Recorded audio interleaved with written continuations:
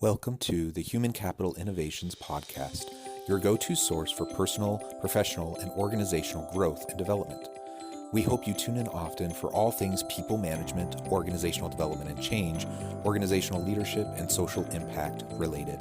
Maximize your personal and organizational potential with Human Capital Innovations Podcast.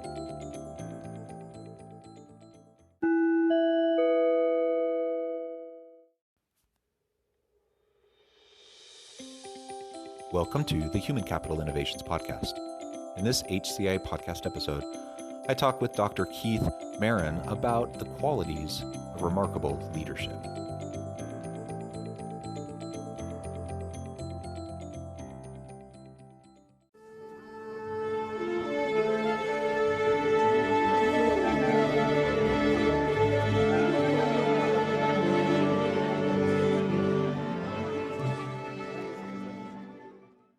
Keith Merron, welcome to the Human Capital Innovations Podcast. Thanks. It's nice to be here.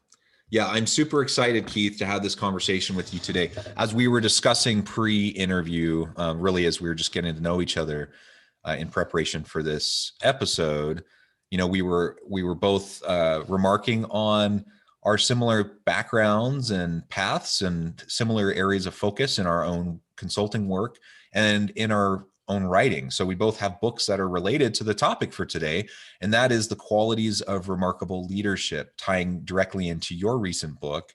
And I'm super excited to have a really engaging conversation around remarkable leadership and what that means and how leaders can start to develop that within themselves and implement it into their work life and their personal life.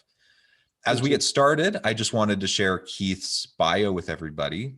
Dr. Keith Merron is a highly respected organizational consultant and leadership developer and is the founder and managing partner of Leadership Pathways, as well as a partner at Barbera Annis and Associates. Keith received his doctorate from Harvard University in 1985, where his studies span the fields of human and organizational development. His early research on the relationships between human development, managerial effectiveness, and high performance played a profound role in helping shape a whole new field of study called spiral dynamics, which, by the way, that's super cool that you're part of the development of spiral dynamics. Keith has designed and led over 100 seminars and workshops for leaders. In partnership with his clients, he has successfully conducted over 25 large system, strategic, cultural, and technical change efforts. Companies hire Keith for one of the following three reasons: to achieve sustainable high performance and industry leadership, to design and lead innovative leadership training programs, and for building extraordinary organizational cultures. His work has positively impacted companies like Hewlett-Packard, Amerigroup Corporation, Medcath, Wang Laboratories, General Public Utilities, WorldCorp, Endocare, the Healthcare Financial Management Association, as well as 350 other companies and organizations. Additionally, he is the author of 5 books on human and organizational change, Riding the Wave, Designing Your Organization for Enduring Success, Consulting Mastery, How the Best Make the Biggest Difference, and The Golden Flame, The Heart and Soul of Remarkable Leadership, Inner Freedom, Living Authentically the Life You Were Truly Meant to Live, and Gender Intelligence, Breakthrough Strategies and Increasing Diversity and Improving Your Bottom Line. A tremendous slate of excellent books and great topics there. Keith teaches leadership, teamwork, and change management at Holt School of Business and is in high demand as a speaker on the subject of leadership and building extraordinary organizational cultures. Keith, what a tremendous background, and what an honor and a pleasure to have you on the podcast today. So welcome. Before we launch into the conversation, anything else that you would like to share with listeners by way of background, personal context, anything about yourself you'd like to share? It's a lot between the lines in my bio, but I've been fascinated my whole life with mastery. And in some sense, that's the conversation I hope that you and I will have. You call it remarkable leadership, I do too, but it's really about mastery. I'm fascinated by mastery in all different forms, but I devote most of my work in understanding masterful leadership. So rather than say much more about me, I think we should just get into the conversation and see what emerges. Excellent. Well, thank you. And let's start there. Talking about, we both chose to use the term remarkable leadership in our book titles. you just mentioned mastery, how that's an important component to what remarkable leadership means to you. So let's Yeah. start there. Can you define and describe a little bit more around what mastery is for you, why it's so important, and what it means as we're trying to develop ourselves into better leaders? You know, one of the questions that I've often asked myself, and I still don't quite know the answer to this, is why does it matter? Why am I so interested in mastery? Why not pretty good leadership? And so mastery in any forms is reaching a pinnacle in a sense, or the heights of what's possible within a particular domain. In this case, leadership. And I just always have been fascinated with it. I think it's because that people who are masterful in whatever domain they're in kind of show us the way. They show us the way of what's possible in that particular domain. And in leadership, to me, why that matters is it's showing us the way for what's possible in the world. Because I think the world is shaped by our leaders. I think our leaders, by definition, are providing guidance to where we are or could go. And remarkable leaders or masterful leaders are showing us the way of the future. And I'm constantly interested in how do we create a better future for ourselves and for our children and grandchildren. So, no, that's the fascination. How to define masterful? The pinnacle, I guess, would be the simplest definition. In leadership, that would be a particular form or a particular way of understanding leadership. I love that. I mean, there's so much there embedded into what you just said that we could probably unpack for hours as we explore it together. But I love the idea of the remarkable or the masterful leader being that leader who really can help look around the corners of the future, right, and see what's happening, what's coming.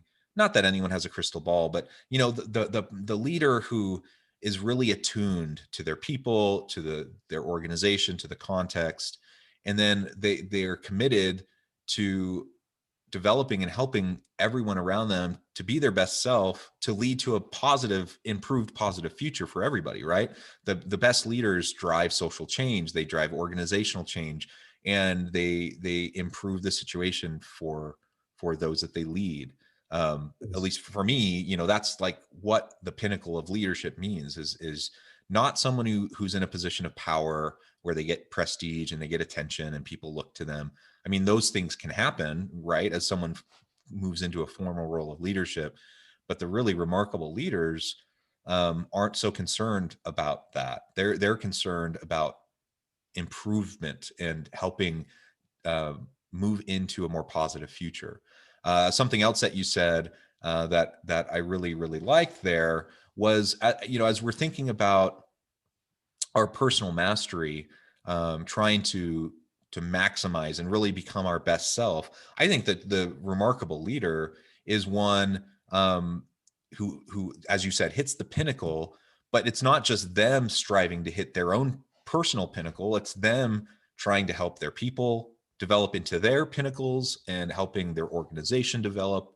And Yes. so the act of remarkable leadership requires like consistency, persistence, doggedness. It requires courage because, frankly, a lot of organizations, most organizations, don't actually like. There's all sorts of mechanisms to thwart change. The way, I mean, bureaucracies exist to maintain the status quo, and so anytime you have a forward-thinking leader, they're pushing up against that, and they have to be persistent, and they have to be willing to and courageous to and willing to fight those battles that frankly are not fun battles to fight, but they do it not for themselves. They do it because they know it's going to make the organization better. It's going to improve the lives of their people, the lives of their customers, all of that. So we could continue. I could share more about kind of what your comments just triggered in my mind, but that's at least a start. I think there's a lot embedded in what you just said. I think that's right. And you almost took the words out of my mouth. One added thought, and I just think it's a meaningful distinction. If you ask a lot of people what is good leadership or great leadership, or how you define leadership, they would say something like leaders get stuff done through others. And that's a classic definition. I think it's true. You've got to inspire others to get the work done and get the work done well. But then when you ask the question, what is great leadership? And I think you start to explore the opportunity, or great leadership has something to do with helping people raise their game to a new level that they otherwise wouldn't have gone before. So it's seeing new sights, seeing new vistas, going beyond that which we've done, raising our game. That to me is fascinating. I'm reminded of Tiger Woods, who many know, and whether you like him or not, or whether you respect him or not, he certainly raised the game of golf by virtue of his ability to do things that others didn't do, his persistence, his diligence. And then you can see a whole wave of golfers who say Tiger Woods was my inspiration. He inspired people to hit the ball further, hit the ball straighter, putt better. I mean, he's an example of a leader, even though he may or may not have saw himself that way. And so in the business realm or in the organizational realm, I'm interested in people who do the same thing, to see things that they otherwise couldn't see. Yeah, and to your point, we all can be leaders, and leadership is not reserved for people in formal positions within an organization, right? Like Yeah. you have the CEO, you have the C-suite, you have VPs and middle managers all the way down the line. All these people have roles; they're leaders, right? But Tiger Woods was clearly a leader. He changed the game of golf. How many people can say they've changed an entire generation of something, right? Like an entire generation of golfers. We all can be leaders. We all can be change agents. And so it's a matter of embracing that potential that each of us has, and then leveraging it, and to your point, then helping develop others so they can come after us and even surpass us. I've talked about it before on the podcast, but there's a Korean proverb. I've spent quite a bit of time in Asia, and I lived for about 2.5 years in South Korea. So learning the language and learning a lot of these parables and proverbs. One of them that I really love is this one that's called "Bluer Than Indigo," based on Confucius and Buddhist principles. The general idea here is, if you think about Asian culture and the deference given to authority and to your elders and to your teachers, right? They really give a lot of respect to those people. And so you look at someone as your master, they're your master teacher, right? That's indigo. Indigo as a color is the deepest, most vibrant color of blue that you can imagine. And so this whole idea of bluer than indigo is that master teacher, that master leader, that their whole purpose is to develop their pupils, those they lead, to become bluer than indigo, or even more vibrant, more deep of a blue, even better than they are, right? And that's a remarkable thing, to think that we can help maximize our own potential and then help others come behind us with no thought to our ego, no thought, to the insecurities that people often have when they have a protege who's surpassing them. Nothing like that. You're not worried about that. You're just trying to help people maximize their potential. That's what I see as a great leader doing, even whether they know it or not. I think, for example, in my life, I have formal teachers, formal leaders, formal mentors that were in official capacities, in relationship to me. But there's tons of people that I look to as mentors, as I look to as people that have helped guide my career and guide my development and my potential. A lot of them probably don't even have a clue that I look to them. Just like many golfers, look to Tiger Woods, when they were children. And now you have this whole generation of golfers. He doesn't know. I mean, now he probably knows some of those people that are really good, but he didn't know any of those people, yet he was a powerful influence on them. And so I that's a powerful thing to me, that the opportunity we have as individuals to make that kind of a difference in the world. I think we shouldn't let that opportunity go by without, doing everything we can to make an impact.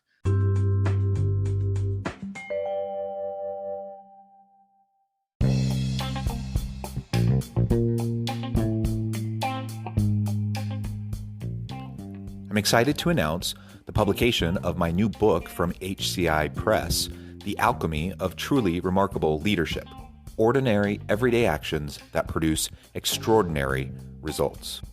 Consider how the nature of work has shifted over the past 50 years. With increased globalization, rapid technological advancement, and the shift in economic composition, the average job of today looks very different than the average job of 50 years ago. What will the jobs and organizations of tomorrow look like? Moreover, what does this all mean for organizational leaders? What are the core competencies and capabilities of organizations and their leadership that are prepared for continued disruption and geopolitical and socioeconomic shifts? Regardless of what the future holds, increasingly, leaders need to be socially minded, data-driven, decisive, champions of talent, and disruptors of the traditional notions of leadership, teams, organizations, and work. The Alchemy of Truly Remarkable Leadership will help you to explore your own leadership competencies and capabilities and consider ways to apply and implement them into your workplace and personal life.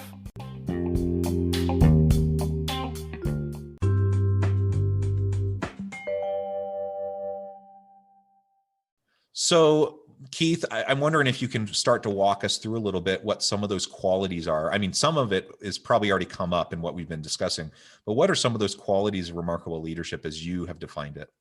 Well, I'll tell you what, I'd like to go deeper than that. So to me, the book, The Golden Flame, and it was written many years ago, was based on a piece of research that I did that surprised me in the direction that it took. So when I started to research the book, I was looking to meet remarkable leaders of all kinds.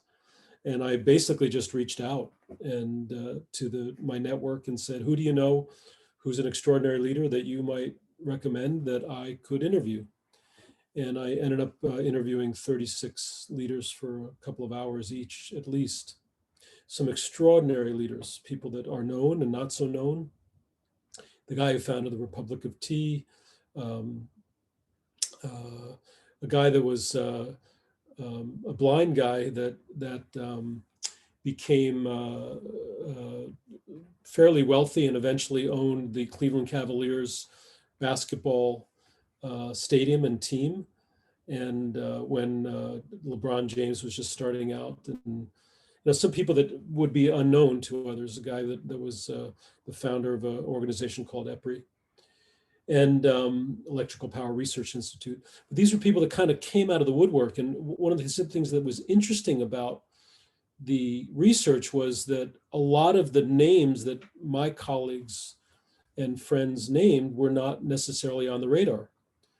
And I think that's disturbing and interesting that a lot of the people that are in positions of power in organizations today, you wouldn't necessarily say are great leaders. Or they're great leaders in a former paradigm, but they're not necessarily showing us a way to the future.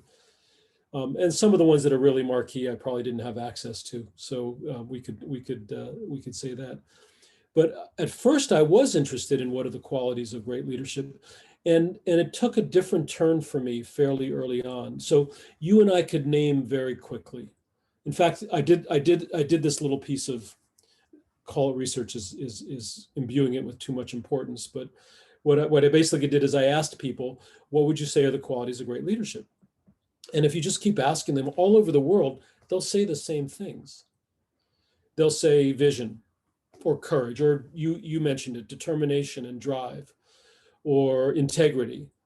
These are the common, known, understood, well-researched, well-founded, and just they withstand the test of time, and throughout history, those words would come up. And so I started a different question for myself, which is, we know so much about leadership. We know that those are the qualities that represent great leadership. But why is it that in spite of knowing it, in spite of studying it, in spite of teaching it, there has been no appreciable improvement in leadership in the past 50 or 60 years? One of the measures of this would be the Leadership Confidence Index, I think is developed by the University of Chicago and then I think Harvard Kennedy School of Government has another leadership index. And they measure how confident are you in your leaders, how effective are the leaders, how much do you trust leaders. And for 40 or 50 years, the level of quality of leadership has remained the same. It has not gone up. So we have all this research about leadership, all this knowledge about leadership. We understand the qualities, and you and I can talk about that till the cows come home. And yet it hasn't improved leadership. And so I started to ask myself, why is it that these leaders that I'm meeting, why do they embody these qualities and others don't? Did they read more books? No. Did they understand leadership better than others? Nope. We all understand it quite well. So I started to go to a deeper question, which is, what are the forces that gives rise to these qualities? Because I believe that those forces need to be named and explored. If we understood that, I believed and still do that will help people actually raise their game of leadership. So that's the question I want to explore a little more deeply. Well, that's wonderful, and I can't help but think, the context, the mechanisms in place to help those individuals arise, but also what are the mechanisms in place that hold those types of leaders down sometimes. And so you do end up with people who are in positions of formal power, that oftentimes don't actually, they don't exhibit like the characteristics that we often talk about, or the qualities. And in many times they're quite toxic, right? Yes. Yet they've risen to positions of power. And so I think the two, it's flip sides of the same coin, really, but the two go hand in hand. And it's important for us to just remember that, in part, when we think of formal positions, we get what the mechanisms embedded within the organizations create this dynamic where you promote a certain type of person, and sometimes that ends up not being in the best interest of the organization in the long run. So what are some of those dynamics, those root causes that you see? Well, I ended up with three, and anybody who has ever done any research or studied a particular phenomenon knows that you can cut it any of a number of ways. So, it's not like I did a multivariate analysis of my interviews. It's more that a pattern just kept on showing up. And here's the number one pattern, and maybe we'll get to the other two. But for me,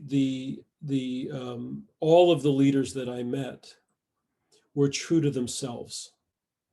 And this is an interesting phenomenon, because you see a lot of people who want to be better leaders, so they study leaders. They read about Lincoln, or they read about Marie Curie, or they read about any of a number of leaders that are known in the world, Stephen Jobs, and say, oh, if I study Stephen Jobs, I'll be a better leader. And if you asked Stephen Jobs, how did you become a great leader? He would not say, I became a great leader by studying other leaders. He would probably say, I just am who I am, kind of like Popeye, I am's who I am's. And all of the leaders in my interviews and in meeting with them and just experiencing them had this sense of, I am who I am, and I'm good with who I am. I don't try to copy somebody else. I'm authentic, embodied in who I am. And so I would say the capacity to just own oneself and be embodied naturally gives rise to things like courage. We do the thing that feels right to us, or determination. It gives rise to some of those qualities that we seek, but it starts with, I know who I am, and I'm good with who I am. And if I'm good with who I am, then I'm not threatened by other people being good with who they are. And so what do? Is I surround myself with talent of people who are brilliant, because I'm confident in who I am and I know who I am. I'm not threatened by other people's brilliance. And this is partly why you say, that blue, better than blue indigo, or Bluer than indigo. Yeah. bluer than indigo. It's I'm fine with other people rising above me. I'm not threatened by it because of my ego strength and my solidity. I think that's the number one, embodying oneself. And then the corollary is being good with oneself. I am who I am, and I'm good with who I am. So there's the two out of the three. Well, yeah, I completely agree. I think that's wonderful.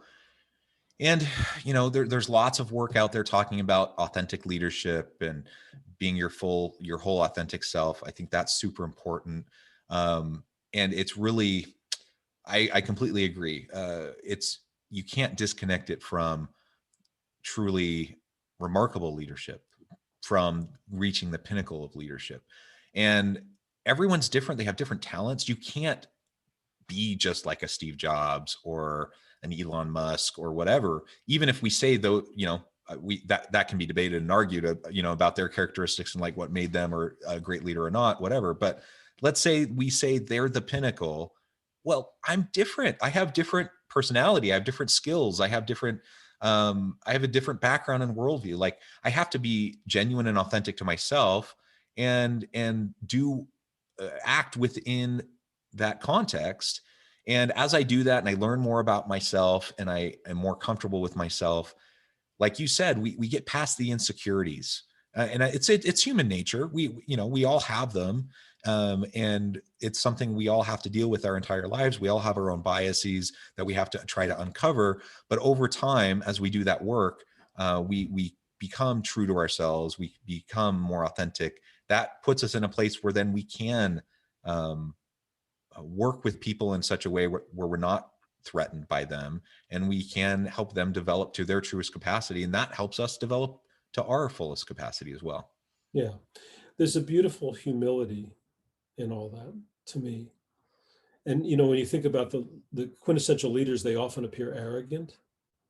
They appear, very charismatic and full of who I am. And it's an interesting corollary. The people that I met, with only a couple of exceptions, were not full of themselves at all. They were extraordinarily humble. So here you have this paradoxical mix of I'm good with who I am, I'm confident with who I am, but that doesn't translate into arrogance. There's actually humility about that. And I know that I'm not brilliant, or I'm not great, or I'm not great at all things. And I know other people are superior than me in many ways. And so I welcome that in my mix. And that's the kind of leader. I'm reminded a little bit of was it Oppenheimer, the guy who was the famous leader of the atom bomb project in the 40s. He was brilliant, but his greatest brilliance was bringing and attracting other brilliant people in a mix where they can share and explore and learn from each other. That's the height of leadership to me. It's where one's brilliance doesn't shadow everybody else, but causes everybody else to rise, which is what we defined at the beginning. Yeah, absolutely. Well, Keith, this has been a really fun discussion, and we've really only just scratched the surface. I think we could go on and on with this, but our time is drawing short, at least in this iteration. I'd love to have you back on to continue the conversation. Before we close today, though, I just want to give you a chance to share the last word and share with listeners how they can get connected with you and find out more about what you're up to. Yeah, well, just go to my website, leadership-pathways. There's a hyphen between leadership and pathways.com, or you can always just Google my name and you'll see all kinds of stuff. As an author, I'm very public. And I do want to do a little bit of a pitch. My most recent book is called The Art of Transformational Coaching, and I work with coaches, helping them help their clients transform. That book is I think is my current favorite book about extraordinary coaching. And I also have a workshop that I lead to help people become better and better coaches, to become transformational coaches. So check out artoftransformationalcoaching.com and you'll learn about that workshop. And thank you so much for giving me a chance to plug a little bit. I tend to be shy about that, but happy to, if invited, happy to do a little plug. I understand. And I do appreciate it. Well, thank you, Keith. It's been a real pleasure talking with you today. I encourage listeners to reach out, get connected, find out more about what Keith can do for you and your organization. and check out his books and his most recent book. And as always, I hope everyone can stay healthy and safe, that you can find meaning and purpose at work each and every day. And I hope you all have a great week.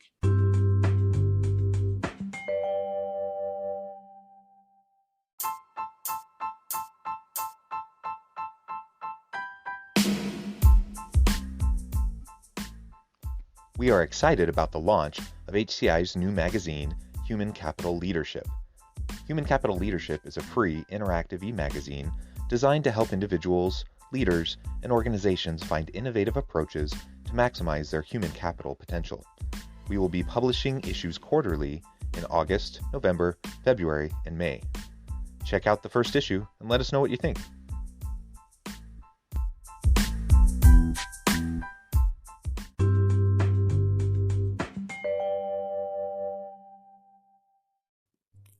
Thanks again for joining us for this episode of the Human Capital Innovations Podcast. I hope you stay healthy and safe and that you have a great week.